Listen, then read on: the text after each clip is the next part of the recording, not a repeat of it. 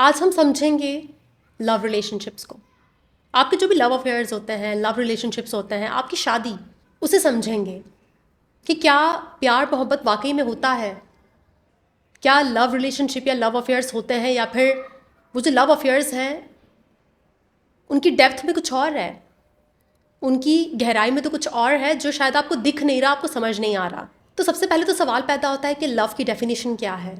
अभी कुछ दिनों पहले ही एक जनाब से मेरी मोहब्बत पर ही बात हो रही थी और उन्होंने एक बड़ा लंबा चौड़ा मैसेज मुझे लिखकर भेजा कि मोहब्बत किसी के लिए ब्यूटी हो सकती है, किसी के लिए मॉडेस्टी हो सकती है, किसी के लिए क्या तो किसी के लिए क्या। अब जाहिर सी बात है, मेरा अपना ही एक अलग नज़रिया है मोहब्बत को लेकर, और जो मेरा नज़रिया है ना, उस पर साइकोलॉजी का बहुत बड़ा इम्पैक्ट है। जब मैंने साइकोलॉजी पढ़ी तो मुझे समझ आया कि अच्छा, तो मोहब्बत दरअसल ये भी हो सकती है, या फिर मोहब्बत शायद यही है। बहुत मशहूर फ़िलासफ़र हैं और साइकोथेरेपिस्ट भी हैं, एलन डी बॉटन। वो कहते हैं कि मोहब्बत जो है ना, लव जो है, वो इमोशन नहीं है। Love is not an emotion, it's a skill. आप मोहब्बत करना सीखते हैं। आप मोहब्बत इमोशन से कर ही नहीं सकते। जो इमोशन से हो रही है ना, वो बहुत ही डिफरेंट चीज़ है। चूँकि एलन डी बॉटन साइकोथेरेपिस्ट भी हैं, सिर्फ फिलोसोफर नहीं है, तभी वो समझते हैं कि वो जो इमोशन है वो मोहब्बत नहीं है, मोहब्बत तो स्किल है। कैसे स्किल है मोहब्बत, क्यों इमोशन नहीं है, इसी पर मैं बात करूँगी आपसे। मेरे पास बहुत सारे लोग आते हैं, मैंने कई लोगों से बात की है, उनके लव अफेयर्स पर, उनके लव रिलेशनशिप्स पर। मैंने ब्रेकअप्स को भी सुना है, उनको प्रोसेस करने में हेल्प की है बहुत से लोगों की। मैं खुद भी शादीशुदा हूँ, रिलेशनशिप में हूँ। ठीक है, मेरी लव मैरिज नहीं है, अरेंज मैरिज है, लेकिन शादी तो है, रिलेशनशिप तो है।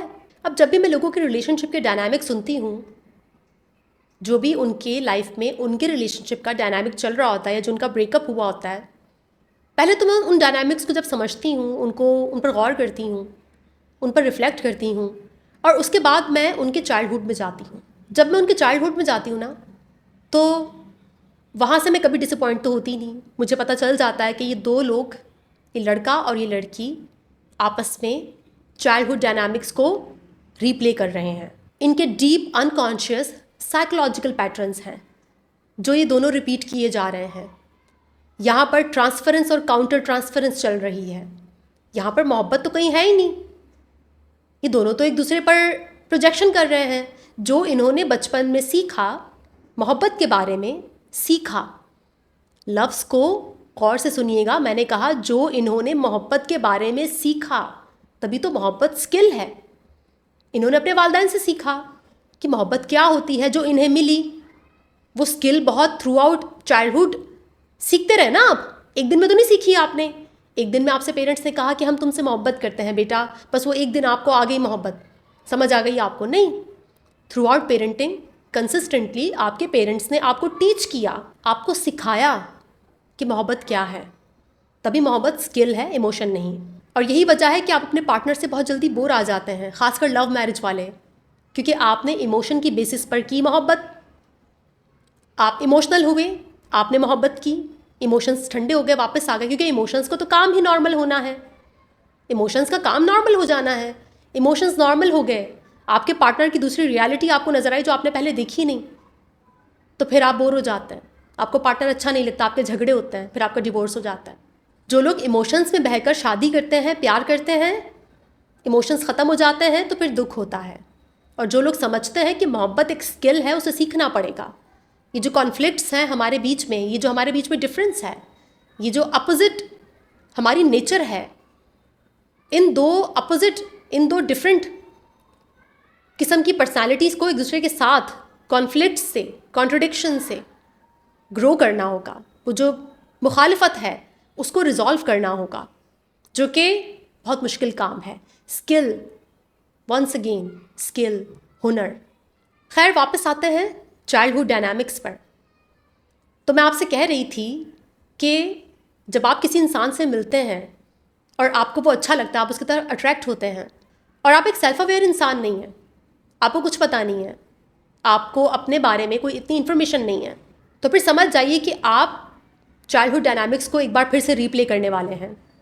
एक बार फिर से वो जो लड़की है, वो जो लड़का है, वो आपके पेरेंट की, वो पेरेंट जिसका आप पर बहुत असर है, बहुत इन्फ्लुएंस है, वो उसकी शक्ल इख्तियार कर लेगा और आप वो छोटे बच्चे बन जाएंगे जो बचपन में सीख रहा था कि मोहब्बत क्या है अपने वालिदैन से। और आप दोनों के बीच में ये जो खेल है मोहब्बत का, अनकॉन्शियस खेल, अनकॉन्शियस पैटर्न्स, वो फिर से बनना शुरू हो जाएंगे और आप एक बार दोबारा से अपने चाइल्डहुड को रीप्ले करेंगे। जितनी जितनी बार आपको मोहब्बत होगी उतनी उतनी बार आप अपने चाइल्डहुड को रीप्ले करेंगे और आप दोनों ये तब तक रीप्ले करते रहेंगे जब तक कोई एक कॉन्शियस होकर उन पैटर्न्स को पहचानेगा नहीं, जब कोई एक कॉन्शियस होकर उन डायनामिक्स को समझेगा नहीं।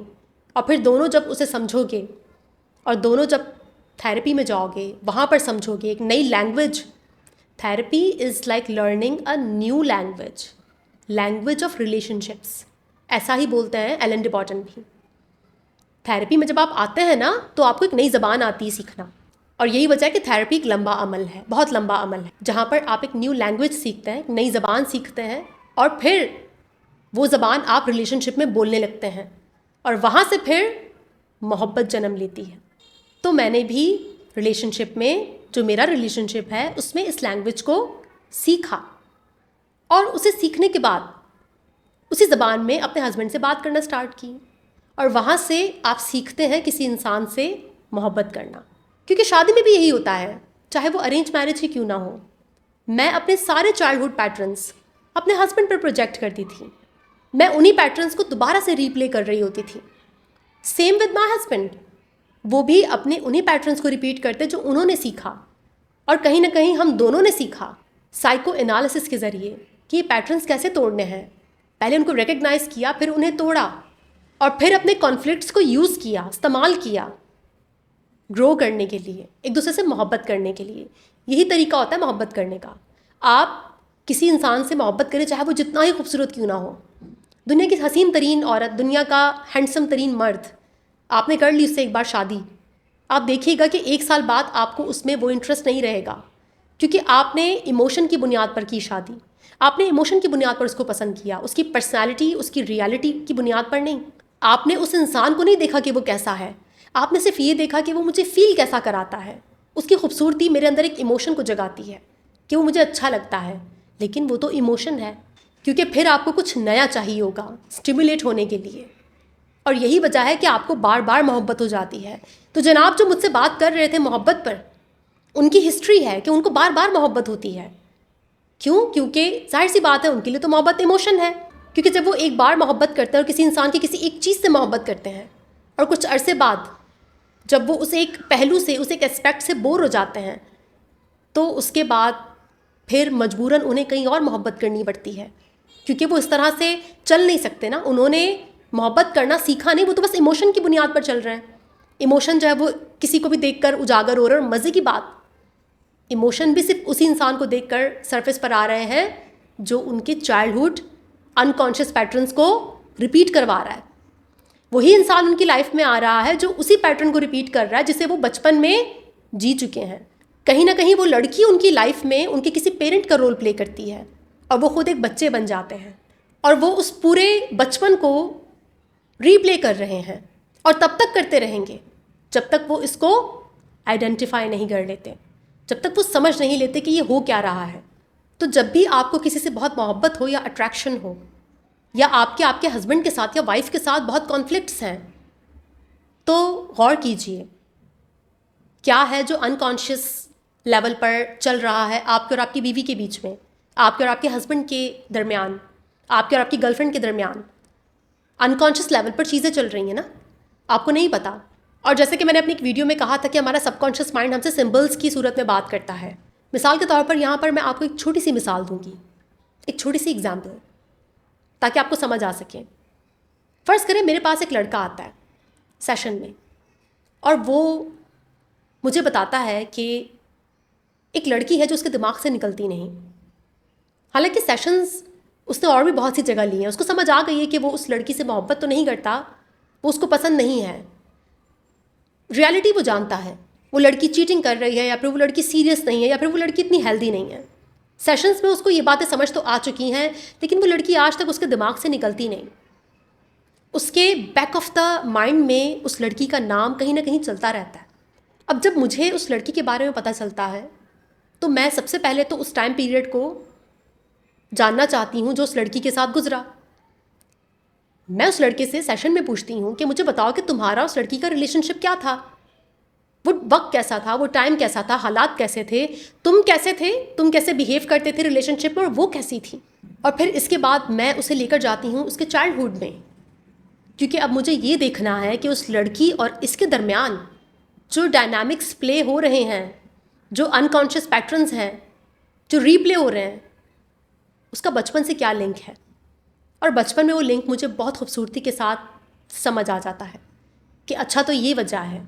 और मैं उस लड़के को सेशन में ये समझाती हूँ कि वो जो लड़की है ना तुम्हारे बैक ऑफ द माइंड, वो बस एक सिंबल है, और वो सिंबल अपने साथ बहुत सारे इमोशंस लेकर बैठा हुआ है। उस सिंबल में ना काफ़ी कुछ हिडन है। वो सिंबल लड़की की सूरत में टाइम है।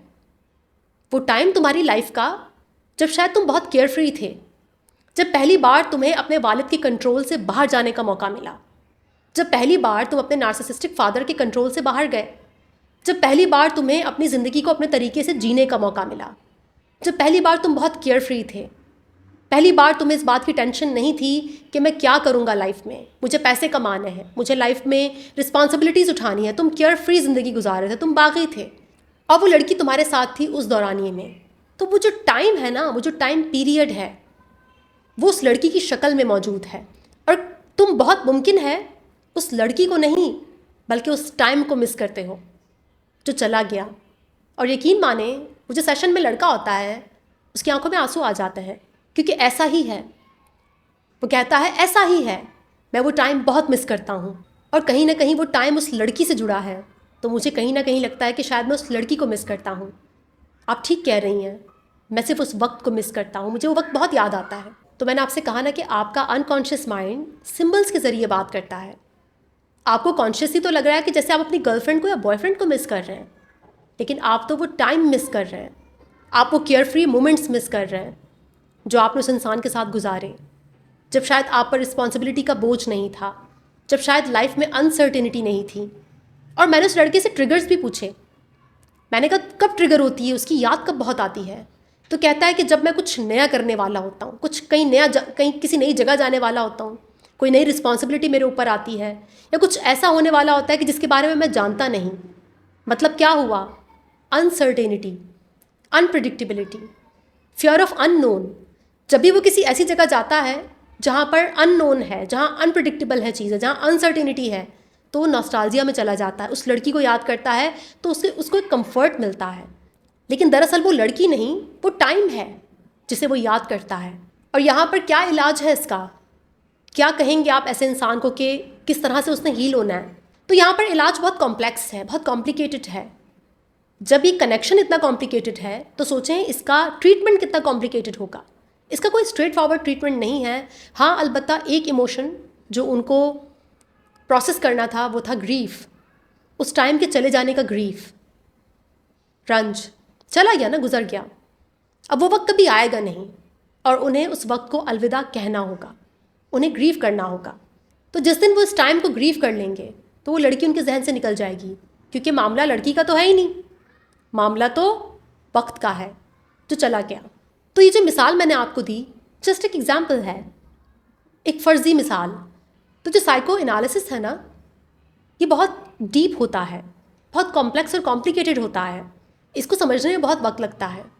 और मैंने आपसे कहा ना कि जो लव की डेफिनेशन है मेरी वाली, एलन डी बॉटन की डेफिनेशन भी वही है, उस पर साइकोलॉजी का बहुत इम्पैक्ट है, क्योंकि ये दुरुस्त है, ये हकीकत है। मोहब्बत को आज तक हम एक इमोशन समझ रहे थे, लेकिन हमें समझ आया कि वो तो स्किल थी। और इसका सबसे बड़ा प्रूफ तो आपका बचपन है, आपका टीनेज है। आपके वालिदैन ने आपसे एक दिन मोहब्बत नहीं की, आपको देखकर उनका एक दिन तो इमोशन नहीं आया सरफेस पर कि हाय मेरा बच्चा कितना प्यारा है, और बस एक दिन प्यार किया और इमोशन था वो नहीं। वो तो पूरा थ्रू आउट आपका चाइल्डहुड, आपका टीनेज चलता रहा। वो तो स्किल थी, वो तो रोज़मर्रा की बुनियाद पर आपको प्यार करना था, आपको डिफरेंट लैंग्वेजेस का यूज़ करके जिसमें आपकी केयर करना, आपके इमोशंस को सुनना, आपको फाइनेंशियली सपोर्ट करना, आपके साथ टाइम स्पेंड करना, ये बहुत डिफरेंट लैंग्वेजेस है ना मोहब्बत की। इन सारी लैंग्वेजेस का इस्तेमाल करना था बचपन में, और वो स्किल थी, और वो पूरी एक जर्नी थी, एक सफ़र था। तो कैसे एक टेक्स्ट मैसेज, एक ईमेल या फिर एक सेक्सुअल इनकाउंटर लव कैसे हो सकता है, मोहब्बत कैसे हो सकती है? नहीं हो सकता। लव तो स्किल है, हुनर है, जर्नी है, जहाँ पर आप रोज़ सीखते हैं किसी से प्यार करना, रोज़ आप किसी नई लैंग्वेज में उससे बात करते हैं। जिस टाइम आपके बच्चे को प्यार चाहिए आप उसे प्यार देते हैं, जब इमोशन चाहिए आप उसे इमोशन देते हैं, जब उसे खाना चाहिए आप उसे खाना देते हैं। तो आप इन सारी लैंग्वेजेस का इस्तेमाल करके स्किलफुल वे में मोहब्बत करना सीखते हैं। तो मोहब्बत स्किल है, और जो मोहब्बत इमोशन की बुनियाद पर है वो और कुछ नहीं है, वो आपका डीप अनकॉन्शियस चाइल्डहुड का जो साइकोलॉजिकल पैटर्न है ना, अनकॉन्शियस पैटर्न है, वो सिर्फ वो है। आप अपना बचपन हर एक नए इंसान के साथ रीप्ले कर रहे हैं और कुछ भी नहीं कर रहे। अगर बचपन में पेन मिला है ना पेरेंट्स से, तो आप उस पेन को सारी ज़िंदगी रीप्ले करेंगे, वो चलता रहेगा, वो कभी रुकेगा नहीं। और अगर बचपन में प्यार मिला है, नॉर्मल हेल्दी कंसिस्टेंट पेरेंटिंग थी, तो फिर आपका एक नॉर्मल हेल्दी कंसिस्टेंट किस्म का एक रिलेशनशिप होगा, नॉर्मल सा। आई होप इस बात की क्लैरिटी भी आपको मिल गई होगी कि आप क्यों सर्टेन टाइप ऑफ पर्सनैलिटीज़ को अट्रैक्ट करते हैं, क्या वजह है। क्योंकि जो भी आपका साइकी है, जो भी आपका चाइल्डहुड है, जो भी आपने सीखा मोहब्बत के बारे में, दोबारा कह रही हूँ सीखा, हाँ आपने सीखा, आप वही सब रिपीट करते रहेंगे। तो चाइल्डहुड का आपकी ज़िंदगी पर आपकी सोच से भी ज़्यादा असर है। मुझे अपनी शादी को समझने के लिए, अपने बच्चे को, अपने बेटे को समझने के लिए अपना पूरा चाइल्डहुड समझना पड़ा। पूरा चाइल्डहुड मुझे अपने बचपन में जाकर एक एक इमोशन को विज़िट करना पड़ा, और आज भी मैं करती हूँ, क्योंकि इसके बगैर मैं अपने जो एग्जिस्टिंग रिलेशनशिप हैं उनको ठीक से चला नहीं पाऊँगी। मैं दोबारा से अनकॉन्शियसली पैटर्न्स रिपीट करती जाऊँगी, अपने बेटे के साथ भी और अपने हस्बैंड के साथ भी। तो जब मुझे पता चला कि मुझे एक फुलफिलिंग रिलेशनशिप चाहिए, एक अच्छा रिलेशनशिप चाहिए, जहाँ मैं चाहती हूँ कि मैं डीपर लेवल पर अपने पार्टनर को देख सकूँ, उसे एक्नॉलेज कर सकूँ, और वो भी डीपर लेवल पर मुझे देख सके, मुझे एक्नॉलेज कर सके, तो उसके लिए मुझे अपना माजी कंगालना होगा। मुझे मेरे माजी में वो पैटर्न्स जो अनहेल्दी हैं उनको तोड़ना होगा। और ये बहुत ज़रूरी है किसी भी इंसान से मोहब्बत करने के लिए। बिना ये सब किए जो मैंने आपसे डिस्कस किया इस वीडियो में, आप किसी से मोहब्बत नहीं कर सकते, आप किसी भी इंसान को डीपर लेवल पर चाह नहीं सकते। आप सिर्फ़ और सिर्फ अपने चाइल्डहुड पैटर्न्स को रिपीट करेंगे और कुछ भी नहीं करेंगे। तो अक्सर मेरे सेशंस में जहाँ लोगों को मोहब्बत नज़र आती है, वहाँ मुझे पैटर्न्स नज़र आते हैं, और मैं उन्हें यही सिखाती हूँ, पैटर्न्स को आइडेंटिफाई करना, पैटर्न्स को देखना। और यही साइको एनालिसिस है, यही साइकोलॉजी की सबसे पावरफुल फॉर्म है, सबसे पावरफुल फॉर्म। साइकोलॉजी में साइको एनालिसिस से गहरा कुछ भी नहीं। अगर आप गहराई में उतरना चाहते हैं तो साइको एनालिसिस वो वाहिद ज़रिया है। और थेरेपी मेरी नज़र में कोई पागलपन का इलाज नहीं है। मैं थेरेपी को आर्ट मानती हूँ। जैसे कुछ लोग पेंटिंग करते हैं ना, पेंट करते हैं, कुछ लोग म्यूज़िक बनाते हैं, पोइट्री लिखते हैं, मेरे लिए थेरेपी एक आर्ट है, और मुझे ये आर्ट बहुत पसंद है, बहुत दिल से करती हूँ मैं इसे, समझती हूँ, सीखती हूँ, और सारी ज़िंदगी सीखती रहूँगी, क्योंकि ये वो आर्ट है जिसमें मुझे बहुत इंटरेस्ट है। मैं इसे आर्ट की तरह लेती हूँ, मैं इसको कोई सिर्फ खाली साइंस नहीं समझती। खैर ये मेरा ओपिनियन है और आप इसे डिसएग्री कर सकते हैं, लेकिन लव की जो डेफिनेशन मैं बहुत अरसे से बोल रही थी कि मोहब्बत पर बात करेंगे, तो ये वो डेफिनेशन है जो मेरी भी है। और कोई इंसान जो साइको एनालिसिस को समझता होगा, जो इंसान की साइकी को समझता होगा, वो भी इत्तेफाक करेगा इस पर। उम्मीद करती हूँ कि मैं अपना नज़रिया, अपना पॉइंट ऑफ व्यू, वो भी साइकोलॉजी की रोशनी में, साइकोलॉजी के पर्सपेक्टिव से एक्सप्लेन कर पाई होंगी। तो आप भी थोड़ा सा गौर फरमाइए, वक्त निकालिए, तवज्जो दीजिए कि जो प्यार आपको हुआ है, जो लव जिसे आप लव कहते हैं, वो महज इमोशन है, चाइल्डहुड डायनामिक्स हैं, अनकॉन्शियस पैटर्न्स हैं, या फिर आपने वाकई में मोहब्बत करना सीखा है, सीख लिया है, या सीख रहे हैं। क्योंकि मोहब्बत सीखनी पड़ेगी, बचपन में भी सीखी थी, अभी भी सीखनी पड़ेगी। अगर बचपन की जो स्किल है, जो सीखी आपने, वो हेल्दी नहीं है, तो आपको हेल्दी वाली सीखनी पड़ेगी। वीडियो को यहीं पर ख़त्म करते हैं। इंशाल्लाह नेक्स्ट वीडियो मुलाकात होगी। अपना बहुत ख्याल रखिएगा। Thank you.